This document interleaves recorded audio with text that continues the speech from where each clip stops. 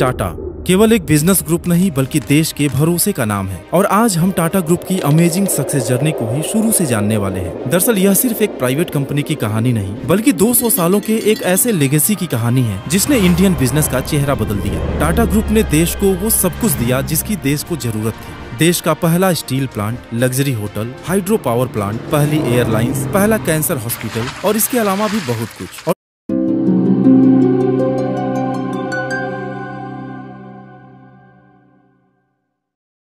दोस्तों कहानी की शुरुआत होती है आजादी से लगभग 100 साल पहले, जब गुजरात के नवसारी में एक पारसी परिवार रहता था, नुसरवानजी टाटा और उनकी वाइफ जीवनबाई। नुसरवानजी अपने गांव से मुंबई जाकर कॉटन ट्रेडिंग का बिजनेस करते थे। 1839 में जब उनके इकलौते बेटे जमशेद जी टाटा का जन्म हुआ तो उनकी परवरिश और पढ़ाई पर भी उन्होंने काफी ध्यान दिया। वैसे तो जमशेद जी का बचपन नवसारी में ही गुजरा था, लेकिन 14 साल की उम्र में ही वह मुंबई आकर अपने पिता के बिजनेस में हेल्प करने लगे और एल्फिंस्टन कॉलेज से ग्रेजुएशन करते समय केवल 16 साल की उम्र में ही उनकी शादी हीराबाई से हो गई, क्योंकि चाइल्ड मैरिज उस दौर में एक आम बात हुआ करती थी। 1858 जब जमशेद जी 19 साल के थे और हमारा देश अंग्रेजों का गुलाम था। उस समय अमेरिका कॉटन का सबसे बड़ा प्रोड्यूसर देश था और अंग्रेज ज्यादातर कॉटन अमेरिका से ही इम्पोर्ट किया करते थे। लेकिन उसी दौरान अमेरिका में सिविल वॉर शुरू हो गया और वहाँ से कॉटन की सप्लाई बंद हो गई, जिसका असर यह हुआ कि इंडिया में कपास की डिमांड कई गुना बढ़ गई और जमशेद जी अपने पिता के साथ कॉटन ट्रेडिंग के बिजनेस में पूरी तरह उतर गए। उनके पिता बिजनेस में नई टेक्नोलॉजी को काफी जरूरी मानते थे और इसलिए उन्होंने टेक्सटाइल इंडस्ट्री को समझने के लिए जमशेद जी को दुनिया के कई अलग अलग देशों में भेजा, जिसका नतीजा यह हुआ कि जमशेद जी ने यूरोप,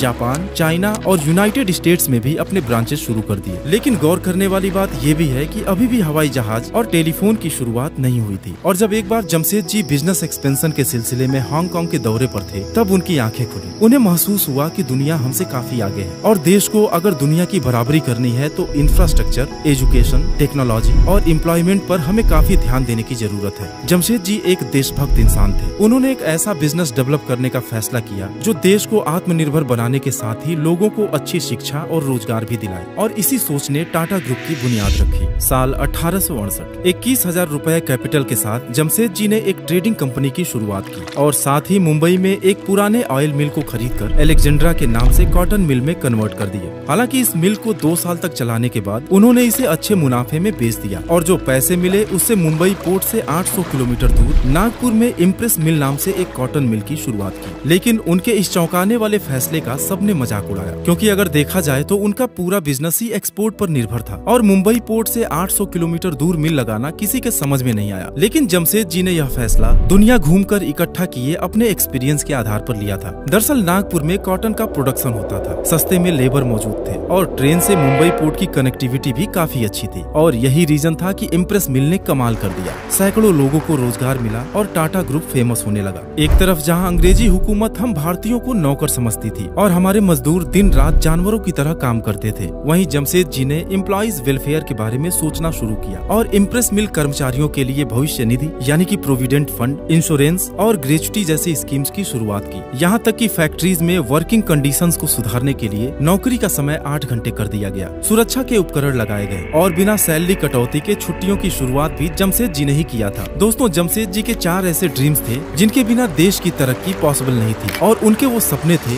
एक आयरन और स्टील कंपनी की स्थापना जिससे देश का इंफ्रास्ट्रक्चर मजबूत हो सके, एक वर्ल्ड क्लास होटल की शुरुआत, क्योंकि उन दिनों इंडियंस को यूरोपियन होटल्स में एंट्री नहीं मिलती थी, एक वर्ल्ड क्लास एजुकेशनल इंस्टीट्यूट और एक हाइड्रो इलेक्ट्रिक पावर प्लांट जिससे हमारी इंडस्ट्रीज का तेजी से विकास हो। और उनके इन ड्रीम्स को पूरा करने के लिए उनके दोनों बेटे दोराबजी टाटा और सर रतन टाटा पूरे जी जान से उनके साथ लगे हुए थे। लेकिन दोस्तों आपकी जानकारी के लिए बता दूं कि हमारे रतन टाटा सर के ग्रैंडफादर का नाम भी सर रतन टाटा ही था। साल 2003 में जमशेद जी का एक सपना हकीकत में तब बदला जब मुंबई के कोलाबा तट पर ताजमहल होटल खोला गया, जो देश का पहला ऐसा होटल था जिसमें इलेक्ट्रिसिटी थी। हालांकि बाकी बचे 3 सपनों के भी वो काफी करीब थे, लेकिन अनफॉर्चुनेटली साल 1904 में जर्मनी में उनकी डेथ हो गई। जमशेद जी टाटा के बाद उनके बड़े बेटे दोराबजी टाटा ग्रुप के चेयरमैन बने, लेकिन उनके ऊपर प्रेशर था अपने पिता के अधूरे काम को पूरा करने का और काफी मुश्किलों बाद साल 1907 में उन्होंने टाटा आयरन एंड स्टील यानी कि टिस्को की स्थापना स्थापना की, जिसे आज हम टाटा स्टील के नाम से जानते हैं। और आपको जानकर हैरानी होगी कि आज का जमशेदपुर, जिसे हम टाटा नगर के नाम से भी जानते हैं, उसे टिस्को एम्प्लॉइज के लिए साक्षी सिटी के नाम से दोराब जी ने ही बसाया था। दोस्तों, अब समय आ गया था जमशेद जी के बाकी बचे 2 सपनों को पूरा होने का, जिसे दोराब जी टाटा ने साल 1909 में इंडियन इंस्टीट्यूट ऑफ साइंस और 1911 में टाटा पावर की नींव रखकर पूरा कर दिया। दोराब जी को बिजनेस के अलावा गेम्स में भी काफी इंटरेस्ट था और भारतीय खेलों को प्रमोट करने के लिए इंडियन ओलंपिक मूवमेंट की शुरुआत भी उन्होंने ही की थी। आगे चलकर जब भारतीय ओलंपिक संघ बनाया गया तो सर दोराब जी टाटा उसके पहले अध्यक्ष बनाए गए। दोराब जी टाटा की शादी मेहर बाई से हुई थी, जो फेमस साइंटिस्ट डॉक्टर होमी जे भाभा की रिलेटिव थी। लेकिन दुर्भाग्य से दोराब जी की कोई संतान नहीं हुई और उन्होंने अपनी सारी प्रॉपर्टी एक ट्रस्ट बनाकर चैरिटी के लिए दान कर दिया, जिसे आज हम दोराब जी टाटा ट्रस्ट के नाम से जानते हैं। उनकी वाइफ मेहर बाई की कैंसर से मौत हुई, जिसके बाद दोराब जी ने स्पेशली कैंसर में रिसर्च के लिए लेडी टाटा मेमोरियल ट्रस्ट भी शुरू किया और 1 साल के भीतर ही 1932 में उनकी भी डेथ हो गई। दोस्तों, दोराब जी टाटा ट्रस्ट ने डॉक्टर भाभा के एटॉमिक रिसर्च प्रोग्राम को भी काफी सपोर्ट किया था और आज इंडिया के सभी वर्ल्ड क्लास टेक्निकल इंस्टीट्यूशंस को इस्टेब्लिश करने और उनके प्रमोशन में इस ट्रस्ट का मेजर रोल है। दोराब जी टाटा के छोटे भाई सर रतन टाटा का बिजनेस से ज्यादा सोशल एक्टिविटीज में इंटरेस्ट था और उन्होंने देश की आजादी के लिए गोपाल कृष्ण गोखले और महात्मा गांधी की भी आर्थिक रूप से मदद की थी।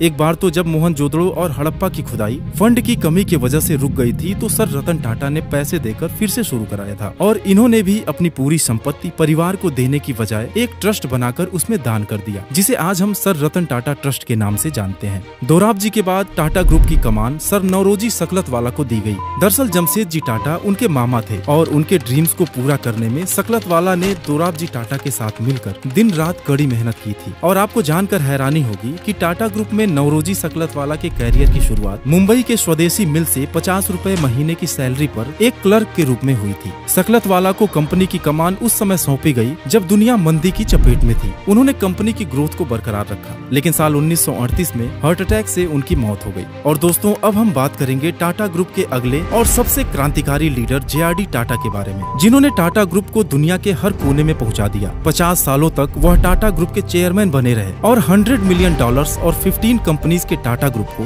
$5 बिलियन और 95 कंपनीज का ग्रुप बना दिया। वह देश के इकलौते इंडस्ट्रियलिस्ट थे जिन्हें भारत रत्न से सम्मानित किया गया। असल में जे.आर.डी. जी के टाटा ग्रुप का चेयरमैन बनने का किस्सा भी बड़ा दिलचस्प है। दरअसल उनके पिता रतन जी दादा भाई टाटा जमशेद जी टाटा के कजिन थे और उनकी माँ सुजैन फ्रांस की रहने वाली थी, इसलिए उनका बचपन भी फ्रांस में ही बीता। और जब गवर्नमेंट के रूल के हिसाब से उन्हें 1 साल आर्मी में काम करना पड़ा तो उन्हें बड़ा मजा आया और उसी नौकरी को वह आगे भी जारी रखना चाहते थे। लेकिन उनके पिता ने साल 1925 में उन्हें इंडिया भेज दिया। जे.आर.डी. टाटा इस उम्मीद से इंडिया आए कि घर की कंपनी है और किसी बड़े पोजीशन पर काम करने को मिलेगा। लेकिन टाटा ग्रुप में परिवारवाद की कोई जगह नहीं थी। उन्हें बिना सैलरी के एज अ अप्रेंटिस काम पर लगाया गया और धीरे धीरे उनके अंदर भी देश प्रेम और समाज के लिए कुछ करने का वही भाव पैदा हुआ जिसकी शुरुआत जमशेद जी ने की थी। और साल 1938 में सिर्फ 34 साल की उम्र में टाटा ग्रुप की कमान उनके हाथ में आ गई। जे.आर.डी. टाटा की जिंदगी रोमांच से भरी हुई थी। वो कहते थे कि जिंदगी को थोड़ा खतरनाक ढंग से जीना चाहिए। उन्होंने फ्लाइट उड़ाने की ट्रेनिंग ली और 1929 में उनको इंडिया का पहला कॉमर्शियल पायलट का लाइसेंस मिला। 1932 में जे.आर.डी. ने टाटा एयरलाइन की स्थापना की, जिसे 1953 में भारत सरकार ने एयर कॉर्पोरेशन एक्ट के तहत अपने कंट्रोल में लेकर एयर इंडिया का नाम दे दिया। इस तरह सरकार ने उनकी सबसे पसंदीदा चीज उनसे छीन ली थी। हालांकि जे.आर.डी. टाटा 1977 तक एयर इंडिया के अध्यक्ष बने रहे और साथ ही टाटा ग्रुप के बिजनेस का विस्तार भी अलग अलग सेक्टर्स में करना शुरू कर दिया। 1939 में टाटा केमिकल्स की शुरुआत हुई, जिसके तहत शुरू किया गया टाटा नमक आज देश के नमक के रूप में जाना जाता है। 1936 में Tata institute of social science, 1941 में मुंबई में शुरू किया गया एशिया का पहला टाटा मेमोरियल कैंसर हॉस्पिटल, 1945 में टाटा मोटर्स, 1954 में वोल्टास, 1968 में टाटा कंसल्टेंसी सर्विसेज और साल 1987 में टाइटन इंडस्ट्रीज की शुरुआत उनके कुछ रिमार्केबल अचीवमेंट्स हैं। और इस तेजी से बढ़ते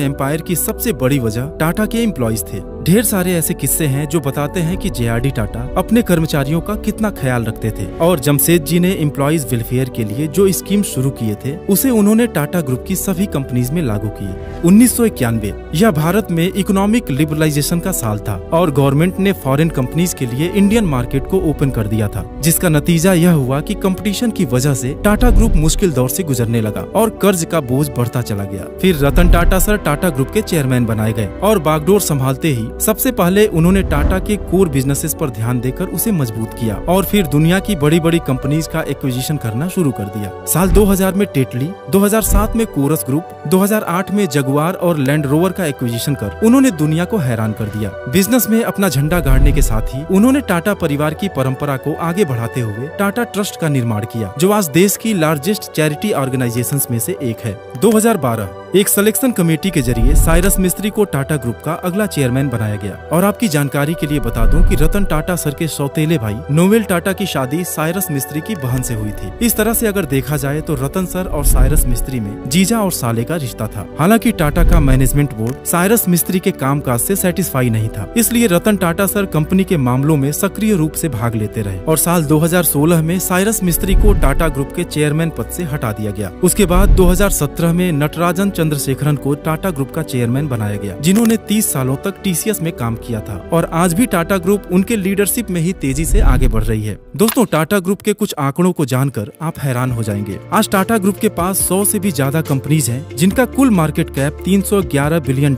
यानी कि 25 लाख करोड़ से भी ज्यादा है। बॉम्बे स्टॉक एक्सचेंज के 5000 से भी ज्यादा लिस्टेड कंपनीज में टाटा ग्रुप की 29 कंपनीज हैं, जो BSE के कुल मार्केट कैप का 9% होल्ड करती हैं। दुनिया के 100 से भी ज्यादा देशों में टाटा के ऑफिसेज हैं और टाटा के कुल रेवेन्यू का 67% हिस्सा इंडिया के बाहर से आता है। और यही नहीं, टाटा ग्रुप इंडियन आर्मी और रेलवेज के बाद देश की तीसरी सबसे बड़ी एम्प्लॉयर भी है, जिसने 9,35,000 लोगों को रोजगार दे रखा है। और अगर इंडिया के GDP की बात करें तो देश की कुल GDP का 4% हिस्सा टाटा ग्रुप से आता है, जबकि देश के टोटल टैक्स कलेक्शन का 2.25% हिस्सा यानी कि लगभग 50,000 करोड़ टाटा ग्रुप अकेले देता है। दोस्तों, टाटा ग्रुप की सारी कंपनीज का ओनर टाटा सन्स है, जिनके ज्यादातर शेयर्स ट्रस्ट के पास हैं। जहां एक तरफ प्राइवेट कंपनीज कमाने के बाद कुछ रकम दान करती है, वहीं टाटा हमारे देश की ऐसी कंपनी है जो दान करने के लिए कमाती है। टाटा ऐसी कंपनी है जिसने अपनी तिजोरी भरने से ज्यादा देश को संपन्न बनाने और एम्प्लॉइज के वेलफेयर के लिए काम किया है। तो दोस्तों, उम्मीद है कि टाटा ग्रुप की विरासत और फैमिली हिस्ट्री के बारे में आपको कुछ जानकारी मिली होगी। आगे के वीडियोज में हम टाटा ग्रुप की कंपनीज और बिजनेस एम्पायर के बारे में और भी बहुत कुछ जानने वाले हैं।